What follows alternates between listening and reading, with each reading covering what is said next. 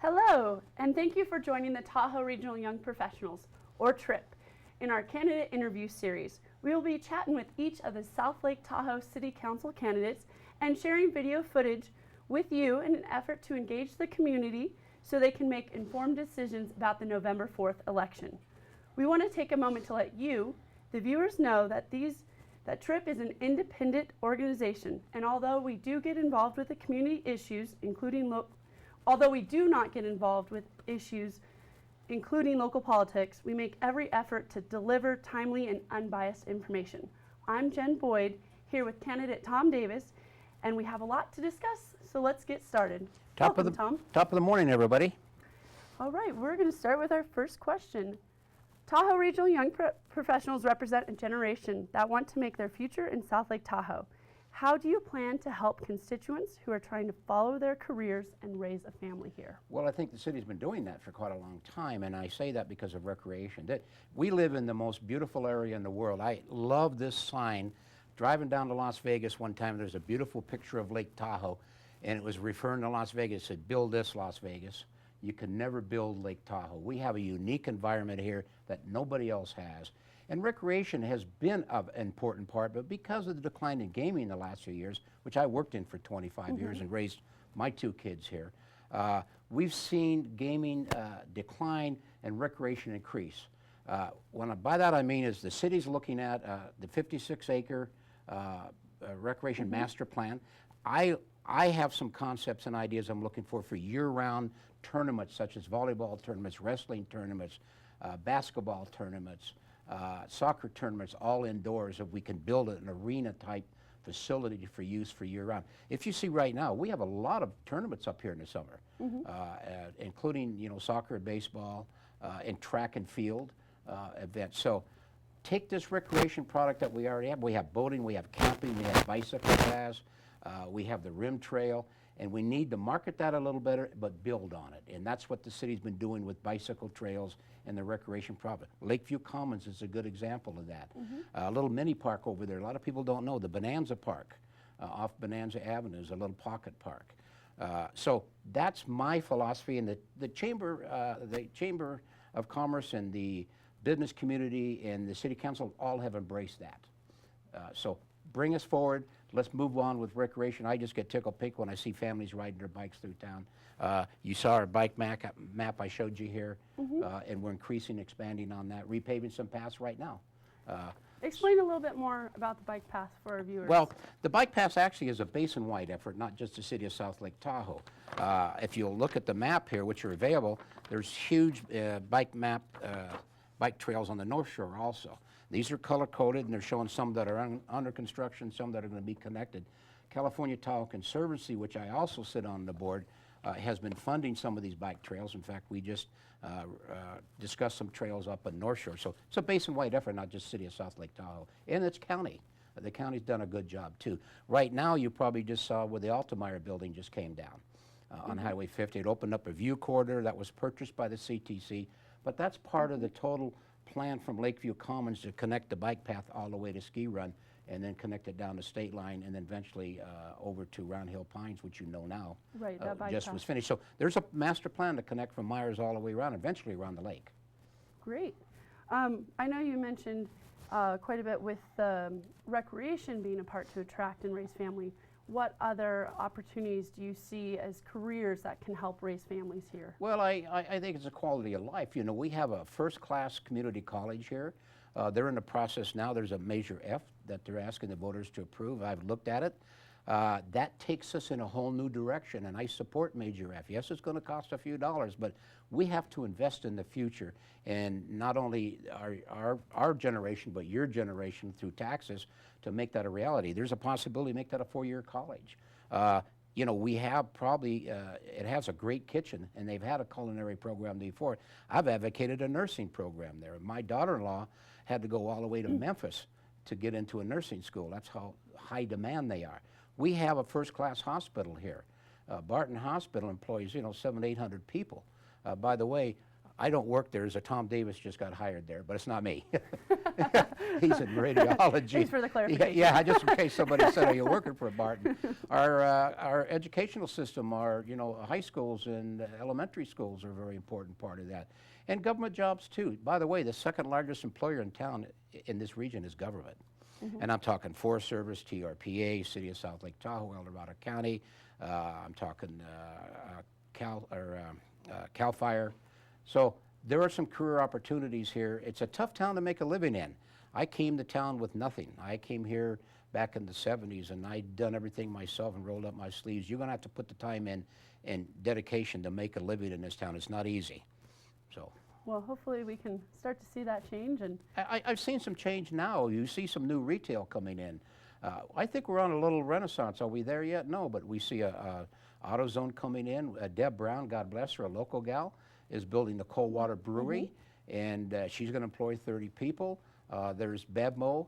What I like about the AutoZone and the Bevmos, they're taking down an old building that was an eyesore in our community, replacing it. They're going to have BMPs. They're going to have landscaping, aesthetically pleasing buildings with wood and rock out front instead of just the old stucco. So, and Deb, she's repainting the building. I drove by today, and they're out there painting the front of the building. She's taking a building that's been empty.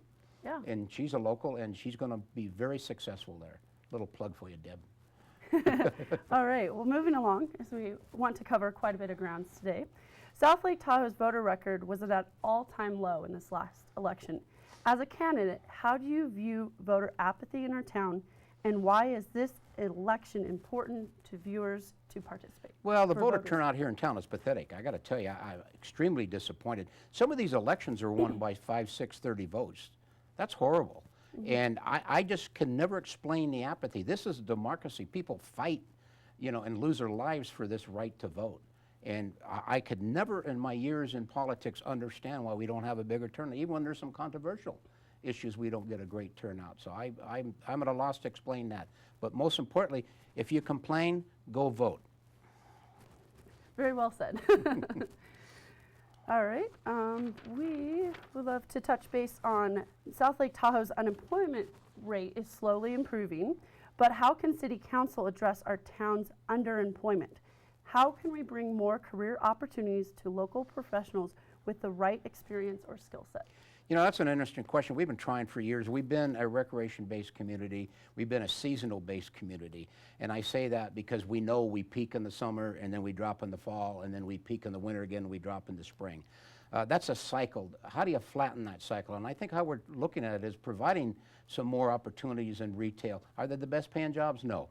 But I'm looking for eventually some maybe high-tech jobs. We have an airport here I still think because of zoning, we've had some issues, but we could put some high-tech light manufacturing out at the airport. We have some space to do it if we can get the zoning changed through TRP. It's one of the things we're looking at. But that's a challenge. Working from home, a lot of people are doing that now. And I've talked to a few people that telecommunicate, and that's becoming a big factor. So that's why, the Wi-Fi and make sure we have some high-tech connecting abilities that people can use and high-speed capability in this community, and there are some groups who are working on that. So a constant problem, it really is, but we are recreation based, and we have been. And because of the land use problems, we can't be manufacturing, nor do we want to be. We can't be logging, nor do we want to be. We can't export minerals, nor do we want to, or our water that they would want. Maybe we got to sell it for $40 a gallon here pretty soon, I don't know. But that's a constant challenge, but it's not just the city, it's the whole region and the TRPA that has to buy into that. Okay, thank you. At a recent candidate forum, a question was asked pertaining to engaging the Latino community in local policymaking. This question, and the forum as a whole, was publicly referred to as racist following the event. Do you think that's an indicator of racial tensions or disconnect from South Lake Tahoe's ethnic diversity? Well, I don't think so. I mean, I have not seen racial tension in this community. If there is, it's hidden itself, but we're open to everybody. Some of my best friends are East Indians. In fact, I dine every morning and have coffee at an East Indian cafe. Hispanic community, many of my employees are Hispanic, and they're some of my better employees. Years ago, when I was president of the chamber, I tried to reach out to the Hispanic community to get a Hispanic business owner on the chamber board. and he owned a little taqueria in town, and he would come to the couple of the meetings, and then he said he was just too busy with his business and his family. They're very family orientated. There's a huge Filipino contingency. I went to a Christmas party one time down at Harris, invited by the Filipino community. There was 1,200 people there. But if there's racial tensions here, I don't think so. I think this community is very embracing of all races and all religions. And that's what I like about our community, because we're small enough we can do that. Yeah, thank you. All right, moving along. If the U.S. Highway 50 South Shore Revitalization Plan, or the Loop Road, is approved to move forward, how would you work with other city council members to implement it and to address some of the concerns about displaced residents? The Loop Road's been somewhat controversial. Unfortunately, it was rolled out totally wrong. When the Tahoe Transportation District rolled it out, there was no communication with the city council, and there was a lot of miscommunication and misinformation. That was wrong. It's kind of like the egg. It came out with a bad reputation. Having said all of that, I'm still willing to take a look at the Loop Road, but the city council has made it very clear we will not use eminent domain to take people's private property back behind the Loop Road where it goes behind the Harris area there. That is set in stone pretty much for the city council. Now, having said that, if there's something comes up and there's a couple of properties that are still to take a look at, it's still an option. But I'm still not convinced on the economics. When I saw the economics of it, I'm going, wow, we should do this tomorrow. And this came from a consultant. My point is, I'll still take a look at it. I have an open mind on it. But what if the consultant is wrong? And we spend all this time and displace all these people, and we have something that doesn't work. That's my biggest concern. We want to play the hypothetical. If all the things fall into place and the council is behind, you've mentioned, if it does move forward, how will you work with the other city council members to implement and address some of the concerns with the displaced residents? This has been a very progressive city council, and I always work with the city council to find solutions. I'm a solution-oriented person. When there's a problem, I want to find solutions. You can build walls all you want, and a lot of negative people do that. That's not my style. And if you look at my career, I've always been solution-oriented. If the Loop Road works, fine. By the way, they could have willing seller and buyers. That conversation's over with if that happens, and let's move forward with it. No, there's some opportunities there, and I'm willing to take a look. I'd never say no. Great. Okay. What would your decision-making process be for the redevelopment of the South Lake Tahoe Airport? Well, when you say redevelopment, the redevelopment agency was dissolved by the governor of the state of California, unfortunately. Redevelopment agencies were created to help blighted areas revitalize themselves. And I'll give you an example, a nice side benefit from that. We had to set aside 20% of the redevelopment agency budget for affordable housing. That's been a big issue in this town. The city has built over 350 affordable housing units that are restricted to lower income people, seniors, and handicap accessible, the one at the Y. So there is no agency. The airport, though, is an interesting issue. I've been involved with the airport on the airport commission for years. When we had commercial service here at one time, we had almost 400,000 people use that facility. That's not realistic today. That's not going to happen. I understand that very clearly, but there is an opportunity to do light industrial, as I said out there, and storage possibly, and of course GA. GA has grown tremendously. Our numbers have skyrocketed, and I say GA, that's general aviation. And basically, it's kind of like a timeshare. They're called fractional jet ownership. Okay. Instead of one person spending, $8 million on a jet, it's fractionalized and they use it. They buy so many hours of flight time, and we're seeing a huge increase at the Lake Tahoe Airport in fractional ownership. Commercial service, it'll have to be subsidized, and I'm not sure there's an appetite to do that yet. Could change. Never say never. Never say no. Very, very good. All right. We want to know, when you envision South Lake Tahoe in 5 years, what do you see? I see as a huge recreational-based community more than it is now. Lakeview Commons is a great venue for events. That was one of my concepts to do live at Lakeview. I see us entertainment-based also. I see a great opportunity here besides recreation. We do Snow Globe. That's for the younger generation. By the way, I go to Snow Globe every year, and I take a friend of mine who's 88 years old. And I enjoy it because it's a younger generation, and you see what's going on in the community. So we support the Snow Globe event here. By the way, it sold out within, I think, hours after the tickets went on sale. Over 10,000 tickets sold out for this coming New Year. So I envision this as being recreation-oriented and entertainment. Great. What you mentioned a little bit earlier, but let's talk a little bit more. What can the city do to address the lack of low-income housing in South Lake Tahoe? Well, the city has. The city's been proactive, and we kind of encouraged Douglas County and Old Rock County to follow in our shoes, but that was a result of redevelopment. And it's all about money. You got to have money. We partnership with Baptist Homes and some other developers. The Aspen project just opened up. That's 48 units there, right on Pioneer and Ski Run. And they're deed restricted, what the developer can and can't do. I'm sorry, the developer and the operator has to provide low income based on your average income. So we have built, and then we also provided funds to redo the old, it's the Bijou project back in there. That housing now, it's called Tahoe Pines or something, I think. But there's a unit back there that we built. And we've remodeled, provide some money to remodel. My concern about affordable housing has always been, you've seen these developments, and then in 5-10 years, they're all run down on the outside.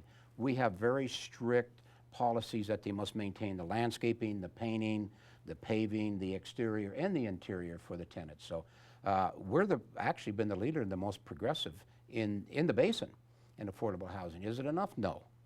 We have an inspection program now. I have a concern about these motel rooms that are being used for housing.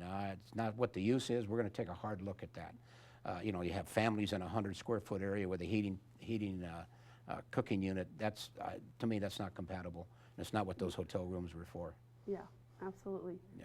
So going forward, I mean, is that one of your big priorities, or what would you say are some That of your is top priorities? that is a priority on housing. We got to be careful, though. You know, you don't ban it. I don't want to displace these people, make them homeless. Right. We have to make sure there's an alternative for the families to go or a single person to go. You just don't wave your hand. There's got to be a plan and program. So we're going to look real hard at that down the road. But down the road, I just see it's totally recreation-based. This summer, by the way, we had record numbers of families here and visitors. And we saw bicycles everywhere. I bought an electric bike. Oh, Yeah. nice. Those are fun. Yeah, they are kind of fun, yeah. And I rode it over to the Farm to Fork event here Cinco de just Sierra. recently, yeah. Yeah, great event. All right, last question for today. As you know, City Council voted to delay the final phase of a plastic bag ban in South Lake Tahoe.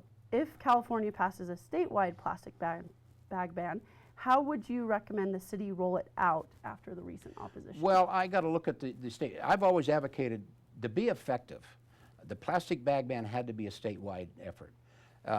You know, we passed a ban here, which I voted against because I did not see enough evidence that I can impose on the citizens of our community. There was 8 million bags handed out and only 250 picked up on the beach cleanup, and I suspect most of those were brought in by visitors. So before I go out and pass legislation that affects the citizens, I need to know it's effective. By the way, it was not effective at Lyra's Market, was not effective at Safeway on the Nevada side. So I've always advocated it has to be a statewide. And yes, there's an issue in LA and San Diego and Orange County and San Francisco and San Jose. Now, and I supported the statewide ban. We have a statewide ban. We need to look at it and see exactly if it mirrors ours or close to ours, and we'll go from there. We only delayed the second portion of it. We didn't eliminate it. So that's an important issue to all of us. And I think statewide, it will have a big impact. I'm not a Me Too kind of guy. Because somebody else does it, I need to see a reason to do it. And honestly, I respectfully disagreed with my friends. And that's how it is. Yeah. Well, thank you very much for your time. Yeah. In closing, with that, we would like to wrap up this interview. You can keep in touch with TRIP on Facebook and TahoeTrip.org. Thanks for watching, and remember, your vote matters. Please register and encourage your family and friends to register and let your voices be heard in the November 4th election. Thank you.